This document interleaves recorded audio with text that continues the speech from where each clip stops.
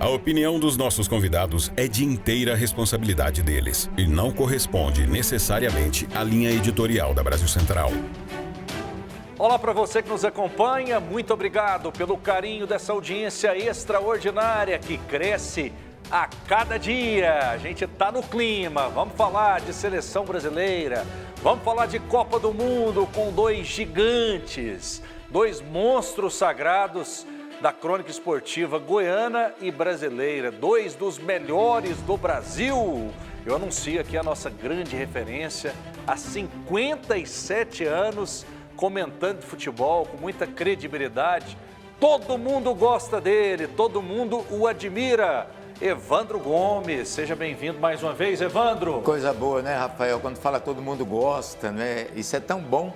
Você pode até não ter aprovação de 100%. Mas, de repente, se você não tiver rejeição, já é algo, assim, absolutamente fantástico na vida da gente. E a gente tem que tirar o chapéu para você, para sua história e o orgulho de trabalhar ao seu lado. Obrigado, Rafael. Grande abraço, Danilo. Foi tão bom o último programa que nós estamos aqui de volta. Sem dúvida alguma, Danilo Dias, o poeta da bola, o estudioso, a revelação. Seja bem-vindo, Danilo, tudo bem? Olá, Rafael Vasconcelos, muito bom estar aqui de novo, obrigado pelo convite, ao seu lado é sempre prazeroso, dentro dos estúdios, dentro do campo, onde quer que você esteja, é sempre prazeroso. Um abraço ao Evandro Gomes, muito bom o nosso debate, o nosso bate-papo com um cara que tem mais de 57 anos na comunicação, tenho muito que aprender ainda e vamos juntos falar de seleção brasileira. Muito bem, temos Povo Fala já, Aline? Temos Povo Fala, produção? Vamos saber o que o povo nas ruas pensa sobre a seleção brasileira, o primeiro jogo. Ou seja, a população está otimista, está pessimista? Vamos acompanhar. O empate entre Brasil e Marrocos na estreia da seleção na Copa do Mundo não diminuiu o ânimo de parte da torcida para a próxima partida contra o Haiti. Tem torcedor que espera uma goleada. Querendo ou não, o Marrocos é uma seleção forte, né? Jogaram muito bem, mas quanto ao Haiti, é de boa, né? Ser tranquilo. Com certeza o Brasil vai ganhar esse jogo com o Haiti, porque o Brasil tem realmente bola no pé. Estamos confiantes que ele vai vencer. Outros estão mais pessimistas. É o caso do Emílio. Ele acredita que a seleção vai ter que melhorar o futebol apresentado para conquistar a primeira vitória na Copa. Se jogar igual jogou esse passado, não vem não, viu? Eles têm que melhorar bastante, que deu muita vergonha. Casimiro, foi muita vergonha para o Brasil esse jogo passado. Se não melhorar, não tem extra para nós não. O Cláudio ainda está pensando se vai ou não se empolgar com essa Copa e comprar a camisa da seleção. Depois desse jogo aí, joguinho fraco aí que nós teve aí, só vou pensar se vou comprar. Enquanto o Brasil vem de um empate na estreia contra Marrocos, os haitianos perderam para a Escócia por 1-0. A partida entre Brasil e Haiti acontece na próxima sexta-feira, às 9h30 da noite, na Filadélfia, nos Estados Unidos. Na história, as duas seleções já se enfrentaram 3 vezes, com 3 vitórias para os brasileiros.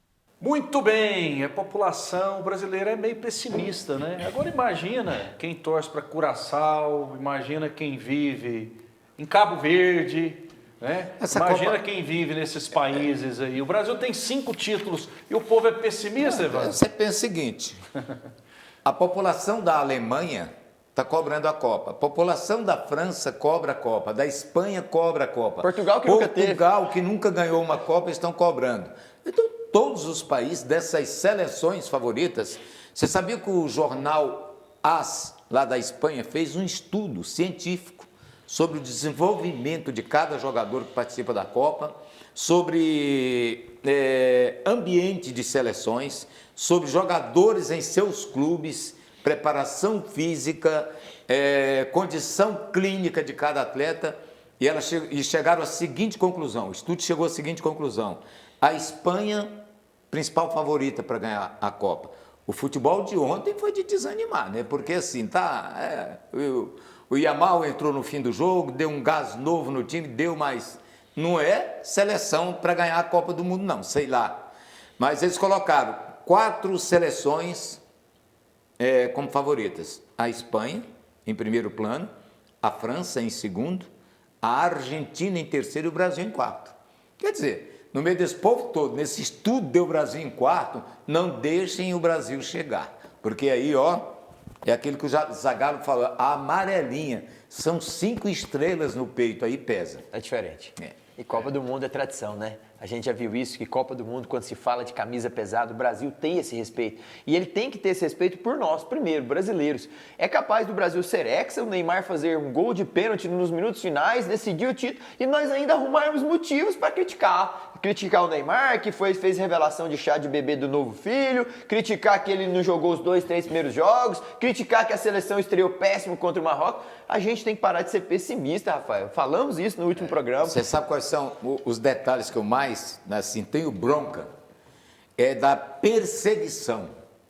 O Neymar é implacavelmente perseguido por uma parte da imprensa. Se por um posicionamento político dele, eu não sei, não é? Mas existe isso também, porque o cara um dia falou que é de um lado, acabou para o outro lado.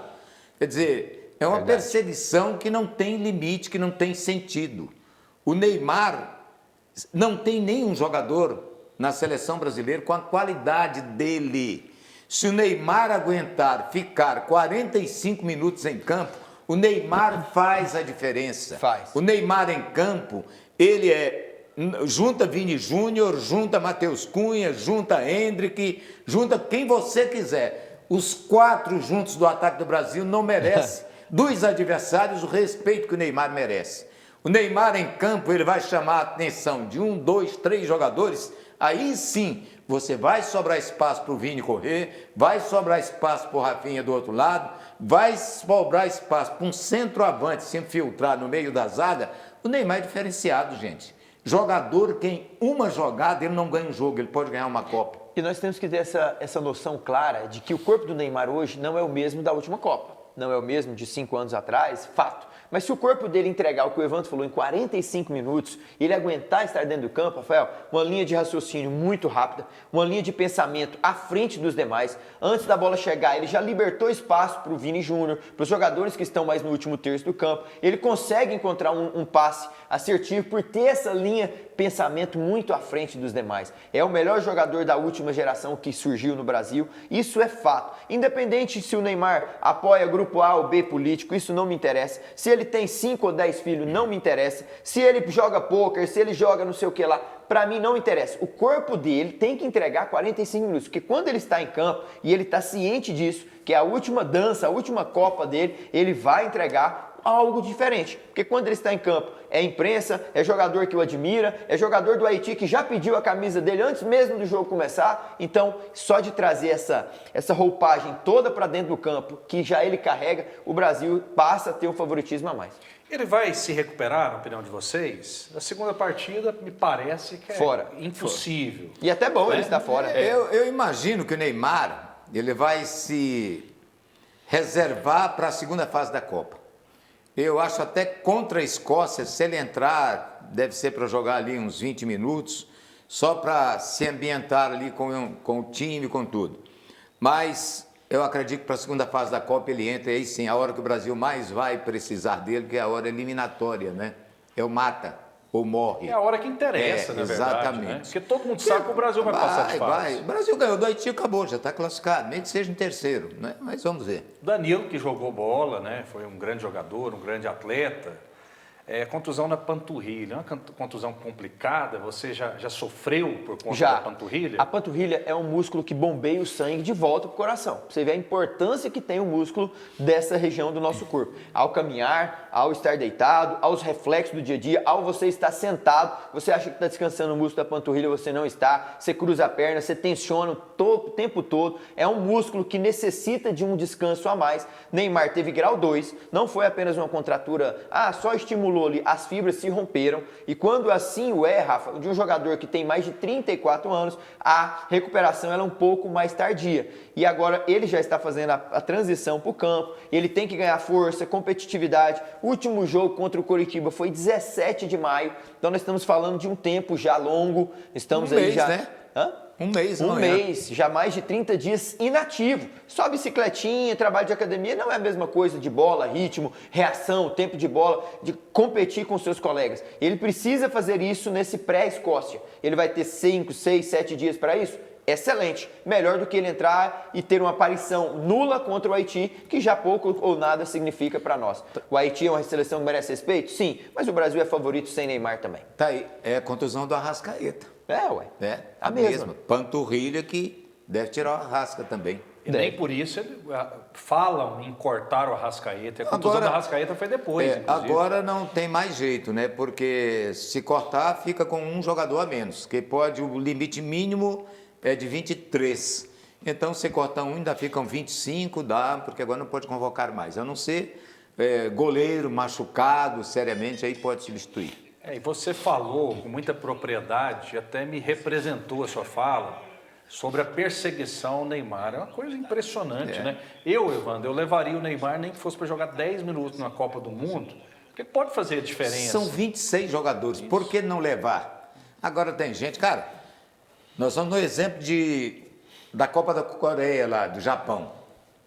Quando o Ronaldo saiu daqui, esqueceram o Romário, levaram o Ronaldo, mas foi um castigo, assim, terrível para cima do treinador, do Filipão, porque não levou, porque levou o Ronaldo.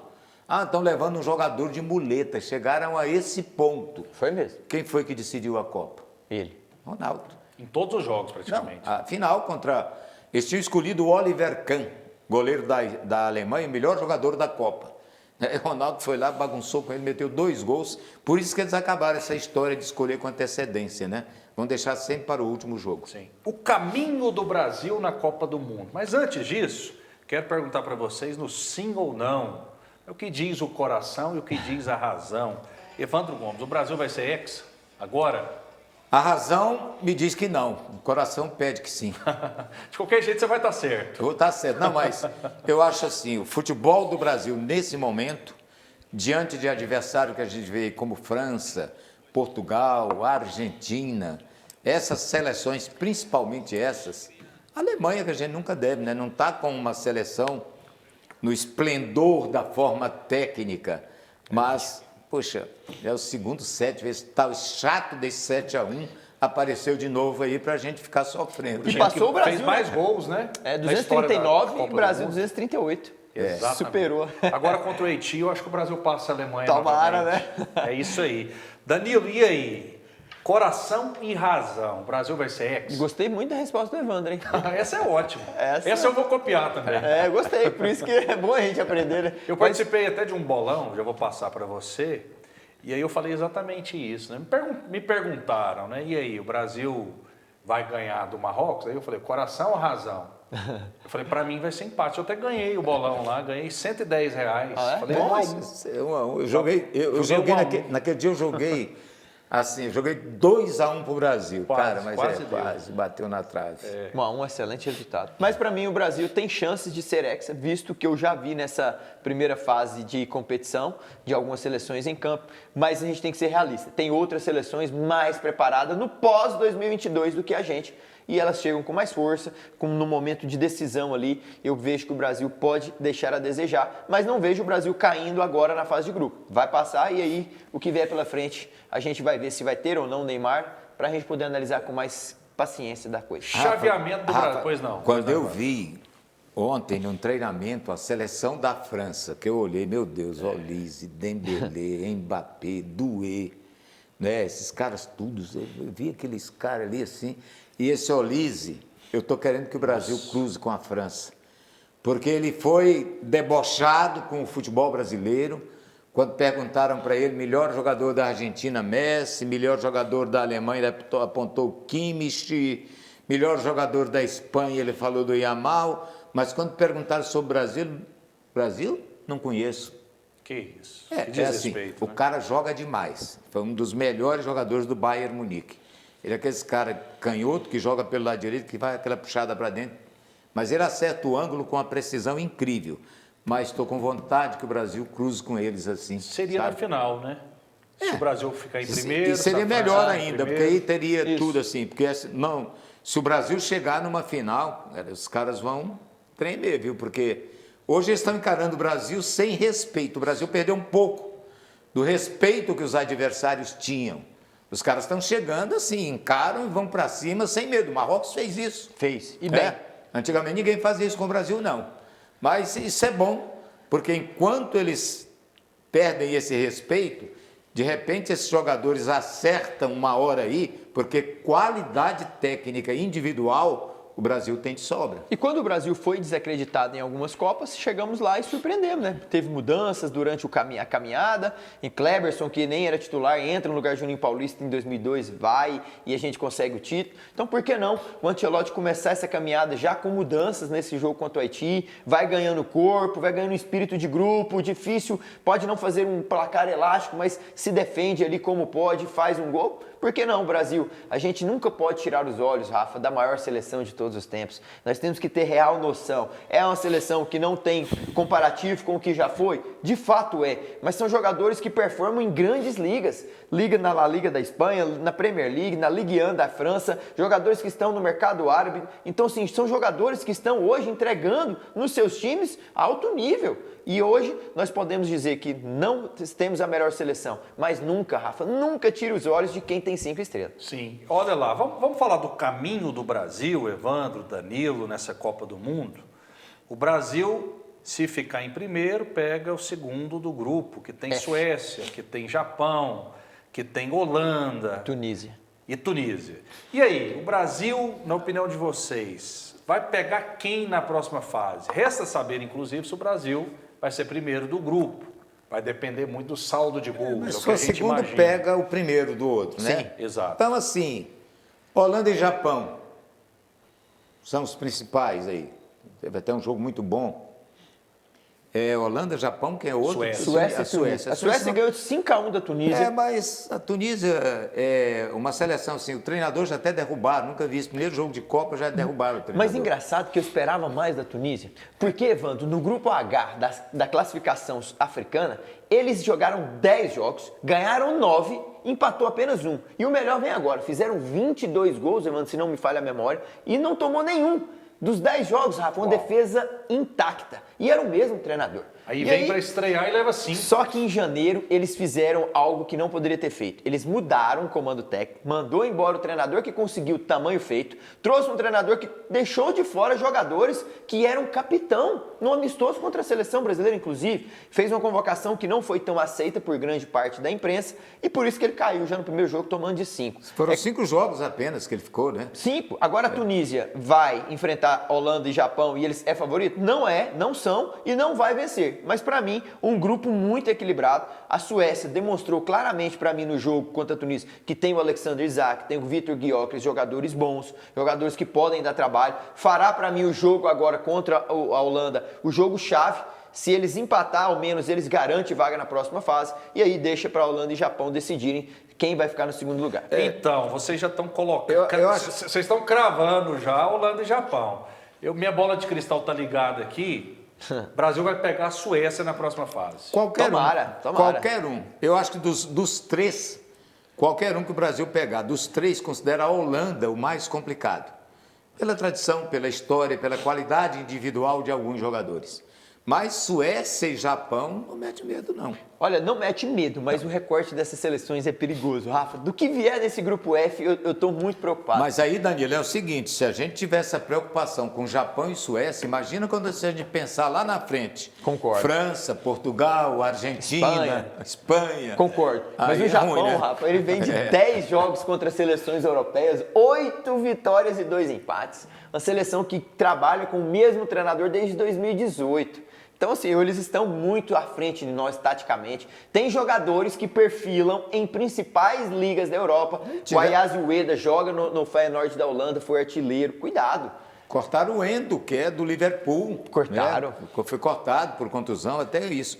Mas, assim, o futebol asiático também, ele quer subir a Coreia jogar também, né? Joga bem. A Coreia fez um grande jogo. Virou contra a Tchequia, né? E assim vai você pegar o crescimento do futebol africano. E olha que eles vão ter o país deles na Copa de 30 lá, que é Marrocos, né? Se pegar o crescimento do futebol africano, desenvoltura do futebol asiático, você já viu uma Austrália lá da Oceania, chegar a ganhar um primeiro jogo, que muita gente não esperava, ganhou da Turquia. Turquia 2-0. Então, é aquela velha história, a evolução do futebol, não é que o Brasil caiu tanto assim.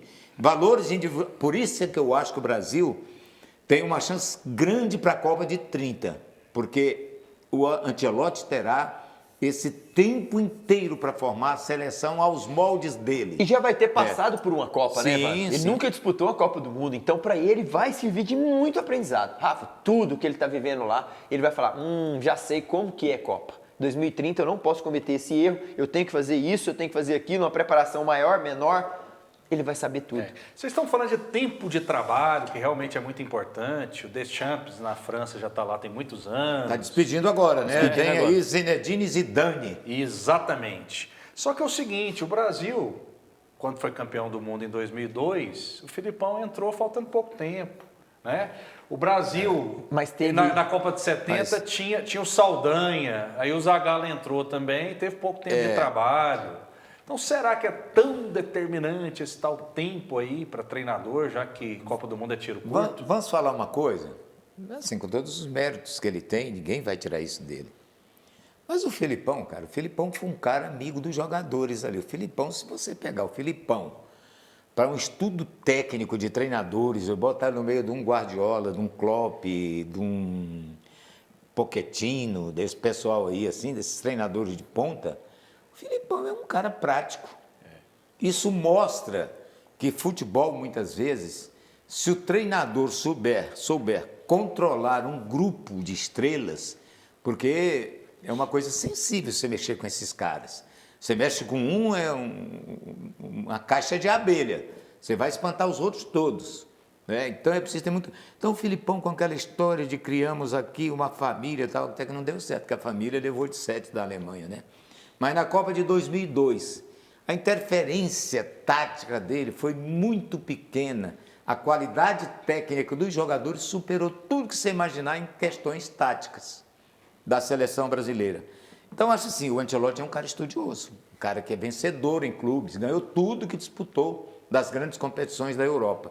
Esse cara, uma segunda temporada dele no comando de uma seleção, com o tempo que ele vai ter, aí eu acredito que em 30 nós aí estaremos prontos. Pois é, mas o Tite teve todo o tempo do mundo e não conseguiu. Mas o Tite é outra história. A história do Tite se resume ao futebol brasileiro. E não era tão vencedor assim. Quer dizer, você pegou um Dunga, que nunca foi treinador de futebol, fez a melhor fase de eliminatórias da Copa do Mundo com a seleção. Verdade. O Dunga pegou Copa América, ganhou, bateu em Argentina, bateu nesse povo todo. O Scaloni da Argentina também não tinha Scaloni experiência. quem era? Né? E aí, Daniel, será que esse tempo é determinante? Você lembra da Argentina na última Copa, né? Perdeu para a Arábia Saudita. Foi pro segundo jogo com o México, ganhou no último minuto, tá ficando fora. Exatamente. E todas as seleções que foram campeãs nas duas Copas, a França e a Argentina, se você for ver o nível de trabalho deles, a longevidade dos treinadores, contabilizou, Rafa. A França chega na final em 18, chega na final em 22, com o mesmo comando técnico, com a mesma geração que vem se conhecendo, se conectando, treinando juntos, o mesmo comando, já sabe como manusear. O Scaloni chega em 2018 como auxiliar técnico do Sampaoli cai e ele já assume no pós-Copa. Ou seja, ele está em 2018 a 26. É muito tempo de trabalho, os jogadores se conhecem, ele foi jogador, então ele já tem a veia de fazer um trabalho longevo. Ah, mas igual você falou, o Tite também teve em 2018, em 2022, não conseguiu ir tão longe. Mas nas últimas Copas, não foi só o Tite, ele entregou o que os outros treinadores vinham entregando, que eram as quartas de final em 2006, quartas de final em 2018, quartas de final em 2022, em 2014 semifinal, em 2010 contra a Bélgica também quartas de final. Ele não entregou mais do que os outros treinadores 2010 foi Holanda, né? Holanda, perdão. O Brasil caiu. A Bélgica em 18, né? Mas o Brasil teve um treinador que foi campeão do mundo em 1958, Vicente Feola. Sabe o que acontecia com ele durante o jogo? Ele dormia. Dormia no banco, Roncava e o Pelé, Didi, Garrincha, Vavá, resolviam lá dentro. Chegava lá, professor, tá, ganhamos. É verdade. Vamos com esse caminho da Copa, vocês são estudiosos, nas quartas de final o Brasil pode enfrentar quem? Pode pegar uma Noruega? Aí já pode vir a Noruega se passar do outro lado, né? Pode vir até uma Espanha também, caso ela não passe em primeiro no seu grupo. E tem muita possibilidade de Noruega- não passar em primeiro. Ela pega o Pode Uruguai acontecer. agora, né? A Noruega resume-se a Haaland. Vai estrear ainda, né? Resume-se a ele, mas fez uma campanha boa nas eliminatórias europeias, né? Isso é fato. Tirou a Itália, né? Mas também... Colocou a Itália na repescagem. Ganhou os 2 jogos. Foi. Ganhou tanto em Milão quanto lá em outro. Agora é outra coisa que você falou, eu lembrei, né? Assim, vou completar. Noruega também você não pode preocupar. Espanha, sim. Noruega, você, né? Então, assim, parece que o caminho do Brasil não está tão difícil, porque ele não está pegando gigantes pela frente. Vai pegar mais lá na frente, né? Mas Na semifinal pode pegar um argentino. Pode, e pode. tudo bem. Aí é mata. Poderia pegar em 2022 também? Agora, Poderia. você falou da Itália. Tem cabimento uma seleção como a da Itália ficar fora de uma Copa do Mundo? Pela terceira vez consecutiva ela fora de Copa. Cara, devia ter uma regra. FIFA, ela muda tanto o futebol mundial, coloca a obrigatória participação de seleções campeãs do mundo em Copa do Mundo. Para nós é bom que a Itália é tetra, né? Que de repente poderia chegar ao penta. 3 anos que nós estamos com essa vantagem contra a Itália, com um título a mais. Mas botar Haiti, botar Cabo Verde, colocar Curaçao. Bósnia, Herzegovina, esses trem aí, deixar uma Itália fora é uma judiação. Ah, mas tem que fazer, cara. Campeão do mundo tem que ter lugar garantido na Copa. Eles estão querendo, são 48 seleções, estão querendo aumentar. Se não criar esse item dentro do regulamento para garantir os campeões do mundo, vai perdendo a graça. Vocês gostam de 48 seleções na Copa do Mundo? É novidade, né, Rafa? Novidade boa, deu oportunidades para Jordânia, Curaçao, Cabo Verde, pela primeira vez estarem disputando a Copa do Mundo, abriu mais vagas. Para o Iraque fazer o O primeiro Iraque gol. fazer o primeiro. Então, assim, algumas seleções que nunca se calhar estiveram presentes podem estar, é a maior festa, é um palco gigantesco. Passa a ser o mundo mesmo, né? Literalmente, É uma são festa. muitos países, É tipo né? Copa do Brasil. A Copa do Brasil ela é o verdadeiro campeonato nacional, porque ela dá a chance do River, do Piauí, jogar com o Flamengo, né? Que não teriam nunca essa oportunidade. Então a Copa do Mundo tem esse lado. Mas, pelo amor de Deus, mande os campeões se disputarem. É verdade. Né? Agora, particularmente, eu até gosto de 48 seleções. Não, Eu acho que, 64 jogos. eu acho que pra abraça 104. mais o mundo, né? Muito. E Eles tem que querem abraçar aumentar mesmo. ainda, né? Quer que chegue Botar a quantas 64, talvez. Aí, Olha só. aí vira Copa do Brasil, né? Acredito que assim, 48 tá ideal. Começou, tá a Copa de 30, ela já vai ser Espanha, Portugal, Marrocos. Mas vai ter jogo no Paraguai, no Uruguai e na Argentina. Né? Olha aí. E é o centenário, né? É, 6 estádio países. centenário. São 6 países, né, que vai englobar a Copa do Mundo. Tem que Aqui na América do Sul, só um jogo para cada um. é né? um jogo de Mas faz estreia. parte. Mas faz parte, mas imagina a seleção, faz um jogo aqui em Buenos Aires, depois pega um avião, vai lá para Lisboa. Então, assim, o transporte de deslocação também pode ficar desgastante para tais seleções, mas a FIFA está tentando imbuir e englobar mais o mundo aí, fazendo essa homenagem também aos países da América do Sul que tem tradição, né? Eu vou dar o tema livre de 1 minuto para vocês, para a gente fechar, para vocês falarem o que vocês quiserem. Evandro. Fala, Danilo, primeiro. A gente tem que acreditar um pouco mais na nossa seleção. Eu, como cronista também, eu costumo olhar pela ótica do positivismo. É verdade que nossa seleção deixou um pouco a desejar, porque muitos torcedores cobram demasiado. Somos mais de 215 milhões de habitantes, treinadores que deixam a sua opinião, deixam o coração falar muito mais do que a razão. Mas a verdade é que enfrentamos uma ótima seleção do Marrocos. A Copa não acabou em apenas 90 minutos. Temos uma caminhada longa pela frente. É acreditar que é possível, acreditar e transmitir boas energias para esse grupo de trabalho. Nas outras Copas chegamos desacreditados e saímos de lá com o título. E por que não, nessa de 2026, também termos esse pensamento, essa ótica positiva, olhar com outros olhares para jogadores que estão lá e não desejar coisas ruins, desejar uma energia negativa, que ele erra um lance, são suscetíveis a erro, mas também começar a acreditar que é possível. Temos no comando técnico o melhor e maior treinador em termos de título, temos dentro de um grupo de trabalho jovens jogadores que querem aprender e evoluir e jogar com essa camisa da seleção. É pesada, é uma pressão absurda e não sejamos nós colocar mais pressão nesses meninos e que consigamos vencer o Haiti, a Escócia e aí começar uma caminhada vencedora até a final. Evandro Gomes. No ponto de vista de otimismo, eu nasci otimista, né? Tanto que eu acreditei que era possível chegar onde cheguei. E nesse ponto eu vou acreditar na seleção brasileira. Mas não sou pessimista ao ponto de querer destruir tudo. O Brasil tem que ser respeitado. O hino nacional brasileiro, ele tem que ser cantado por todos no momento que a seleção entra. Eu tinha tempo que eu não vestia a camisa do Brasil, vesti agora na estreia para assistir, junto com minha família. Vou vestir até o fim e vou torcer. Mas não, por favor, liquidar a seleção brasileira por um resultado, desacreditar num cara como Carlo Ancelotti, que está iniciando um trabalho, é um pecado inaceitável. Evandro Gomes, muito obrigado pela sua participação mais uma vez. Rafael, foi muito bom reencontrá-lo, reencontrar o Danilo. Relembramos aqui os velhos tempos de campeonato goiano, né? Quem sabe o ano que vem a gente juntos novamente, né? Essa é a nossa expectativa e somos otimistas para isso. Danilo, muito obrigado. Sem dúvida, Rafa, um forte abraço a você, muito obrigado pelo convite. Sempre muito bom, de verdade, estar ao seu lado. Estamos precisando jogar uma bola junto, hein? Verdade. Um abraço ao Evandro também, fique com Deus.